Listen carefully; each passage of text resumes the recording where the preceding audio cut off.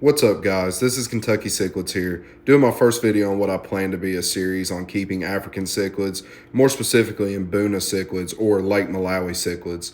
This first video is just going to be an introduction into keeping and husbandry of Mbuna cichlids. The first topic I'm going to touch on, and I think it's honestly the first place to really start at whenever you're getting into it, is going to be just the tank size requirements needed for keeping Mbuna. Really the big thing to keep in mind, so you can start with, as small as I've seen people do them with 20s. I personally haven't went smaller than a 40, but you just want to keep in mind length over the height of the tank itself. They're going to want swimming side to side space more than they're going to want vertical height. We will talk a little bit later about, stacking decorations and how that comes into play for taking advantage of your whole tank, because there is a lot of height in there that you don't want to just leave dead space. Right now I'm actually working on building up my rocks myself. So you can keep, like I said, in a 40 gallon. I've seen people do 20. It honestly just depends on the kind of filtration and things that you do. So with that being said, we'll kind of go over into the next segment as far as filtration goes with these fish. So as far as filtration goes, there are a few different ways to filter your tank itself. There's canister filters. There's the hang on the backs that are kind of what's being pushed is the old school stuff now. You've got the power heads, which you can kind of see on the left of my tank there. I'd meant to mention earlier, this is a 75 gallon here. So what I'm using is a FX4, which is a fluval canister filter. You can kind of see the intake of it on the right there, and it's got just little slots there to kind of help with mitigating fry and things like that. And then the outtake is that kind of black on the top left there with two nozzles going out. As far as filtration goes, you can't overdo it with them. What I will say is, if you are planning to keep a pretty well stocked tank, like this tank here, I've got 14 to 16. I can't ever get them all out for a picture just to count them up. And I've had this batch of fry I've been raising for a while now. So, but yeah, you can't really overdo it with the filter. The other thing that I did want to touch on as well is you definitely want to be redundant with your filters as well. Yes, my FX4 would do the job for this one, and we'll get into the surface agitation of it later, but that power head kind of acts as a redundancy filter for me. If for some reason I have some problems with my FX4, no, I'm not going to go weeks and weeks without replacing it, but it might be a day or two before I replace it. I've already got that seeded media there running through that filter, and everything's going to keep going on just as smooth as ever. Fish probably really won't notice it in the end there. The next thing I really want to get into, though, is going to be substrate. So as far as substrate goes, I actually use the Carib Sea sand, the white sand from them. There's a few different companies that offer it. The big thing on it is getting the sand that does raise pH. Average pH at your typical home in America anyways isn't going to be where their requirements are for the tank. You're going to want it to be like hovering around 8, maybe a hair under 8. You really don't want to dip below 7.5. And if you start getting below 7, that's where you start getting some sick fish. So I use that sand just because it does help me with maintaining the pH. Not a big fan of using pH up or down chemicals, as those are just temporary fixes for the tank. But with me using the sand and also the rock that I've got out there for decoration, that base rock there, you may have heard it called live rock, dry rock, base rock. All of those things are the same as far as I know, and they do raise the pH in the water as well. So it does help with keeping this pretty solidified for me and in the right kind of parameters where I'm wanting the fish to be at. Other than that, you're going to want water temperatures, in between 77 and 82. I will say, in my experience, higher end temperatures of that, around the 80 to 82 mark, it does end up in more breeding in my experience. I've had them breed at the lower end of the temperatures. It's not something that's, unheard of or anything, but I will say, just in my experience, they tend to breed more at the higher end of those temperatures in the 80 to 82 range. As far as the water parameters go, I feel like if you know any kind of fish keeping at all, which this isn't a beginner's thing, I might make one about how to do the cycle, but you're going to want to have a cycle tank. You're not going to want any ammonia. You're never going to be above 1 part per million on the nitrites and never above 50 parts per million on the nitrates. And if you're planning to breed the fish and you're wanting the most success, I would definitely say try to keep those nitrates below 10, just for the fry to have the best shot. The next thing I'll touch on really is lighting. I recommend a light that you can connect to your phone just for the ease of use.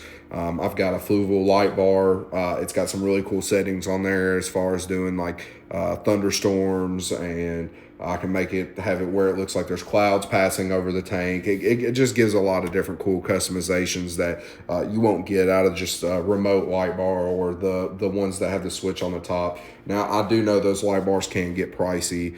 You can obviously find light bars for cheaper that do just have, like I said, the switch or a remote there, and they'll do the job.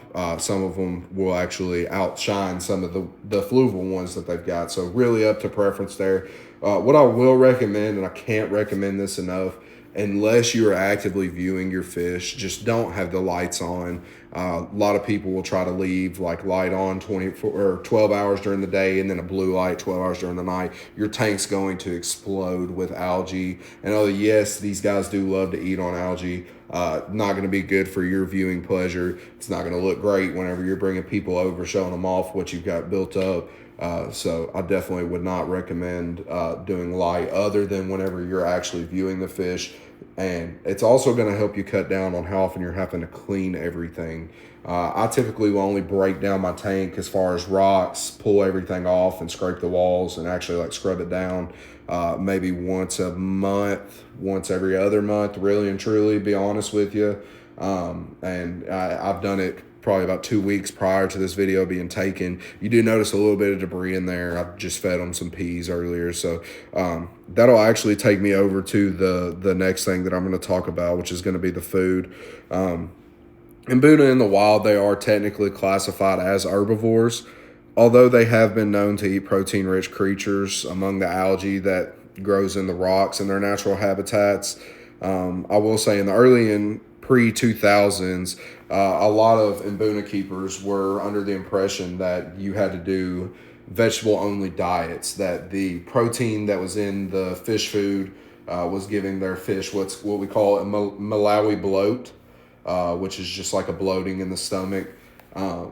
Really, this was actually being caused not because of the amount of protein that was in the fish food, but it was the source of the protein. So then fish food protein was mainly animal-based, which is not something that most fish stomachs are geared towards because they're not getting a whole lot of, horse meat or cow or any other kind of major processed meat, whatever you want to call the cheapest land meat you can think of.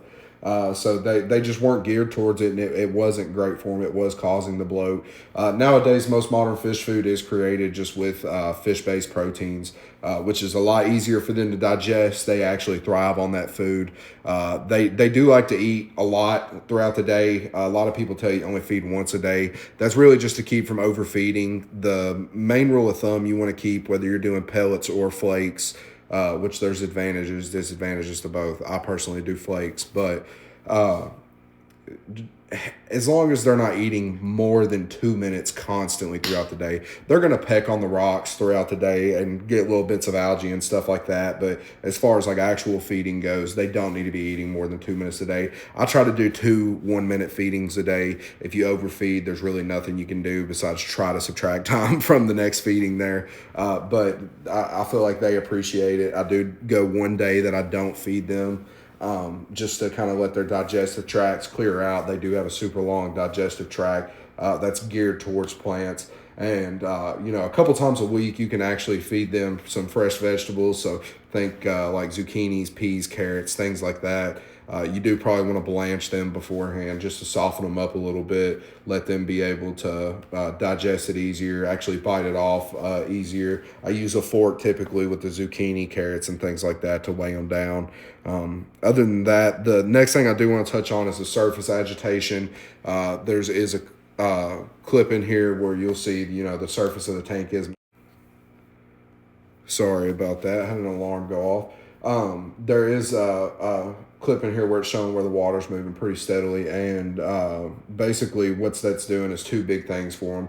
One is it's creating surface agitation, which allows oxygen to pass between the surface and into the actual water column itself for them to consume. The other big thing is that power head, and as well as the nozzles from the output on my canister filter.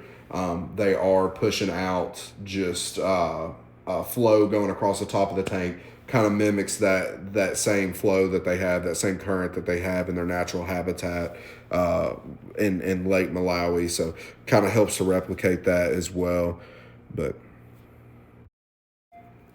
guys, I hope that was informative for you.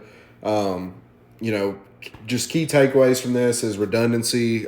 You'll see I've got two heaters in the tank just in case one goes out. I've got two filters just in case one goes out.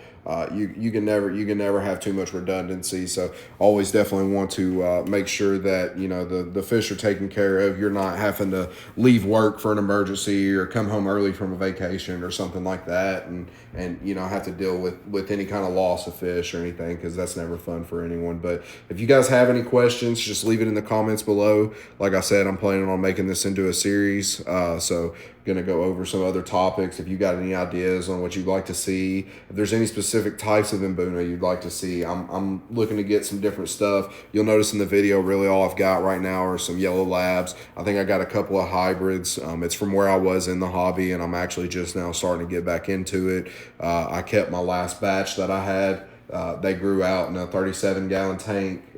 They just got moved to the 75 pretty recently. So just trying to get them grown out the rest of the way, and then I'm going to diversify it with some color. Just got some new rock in there, so trying to get everything expanded, get everybody back to breeding again. Planning on turning up the temps here in the next couple of weeks. See what we can get out of them, and just kind of let them build their own world after everything gets completed in there, because that's what it is. These fish are really smart fish. They establish a hierarchy, meaning there's a number one fish all the way through the bottom, and they know where their place is in line. And when you add new fish, they go through a whole reset where they figure it out. And so, like I said, guys, if there's any questions or anything else you think I should make for my next video, let me know in the comments below, and I'm more than happy to address them. So thanks, and y'all have a good night.